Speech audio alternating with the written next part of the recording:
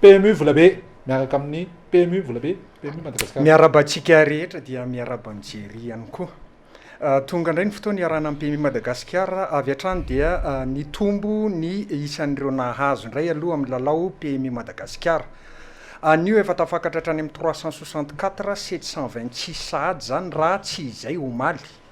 Ny mpanapitrisa ihany koa dia niakatra avy hatrany satria efa niakatra 420 na 624 sahady ny mpanapitrisa.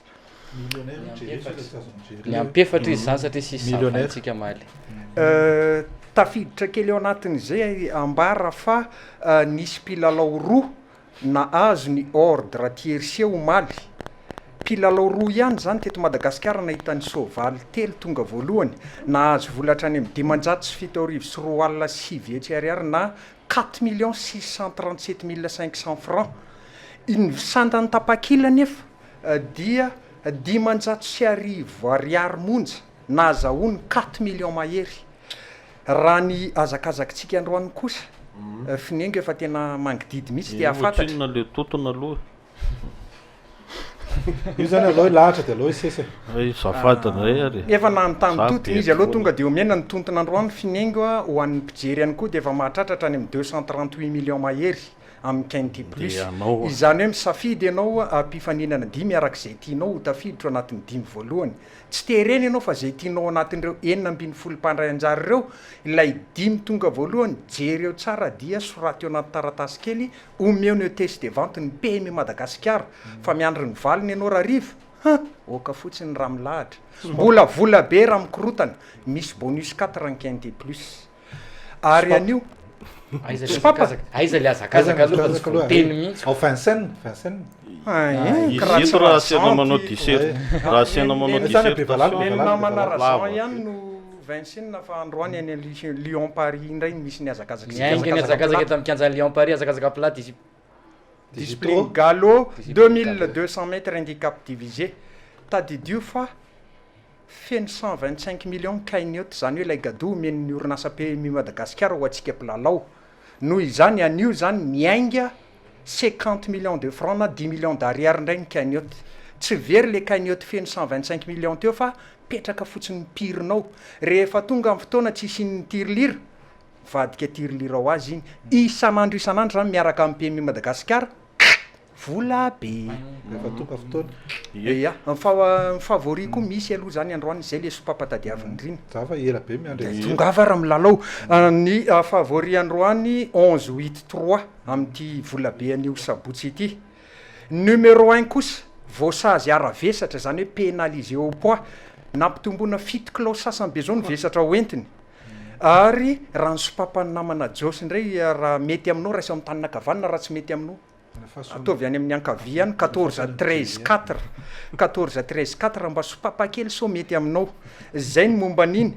Raha ny tirelirany 6T kosa indray androany miazakazaka be ny atsika. 6T efa tafakatra hatrany amin'ny 529 millions 290 000 francs. Vola betsany atsasaka miliara mahery. 13 partants monja ny isan'ny mpifaninana mandray anjara amin'ny 6T eny amin'ny point de vente PMU Madagasikara ny lalaovana azy. Ono azakazaka plat discipline ono galo. Josy. Oui. Josy ve fa mba nanao an'izy io so de hoe be resaka be fotsiny. Zay ny fanontaniana dia zay efa navaly Somazo manao zany Andriamatoriny zay. Misy fitsipika amin'ny fie zany izy io mba ho hitan'ny mpilalao hoe tsisy kitranao trano. Lalao PMU Madagasikara tsisy kitranao trano ny fitsipika mipetraka tsy milalao ny piasa. Very anao zany. Fa ny vadiko afaka milalao.